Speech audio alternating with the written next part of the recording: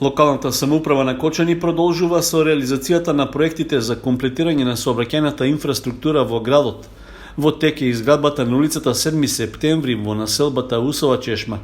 Со средства од буџетот на општината ќе се асфалтира потек од над 200 метри. Избраниот изведувач, Премиум Билдинг од Скопје, деновиве ги привршува земените работи, рамнење на теренот и тампонирање. Истата градежна компанија наскоро ќе ги почне и работите на улиците Карпошово Востание во должина од 270 метри, Крум Вранински долга 130 метри.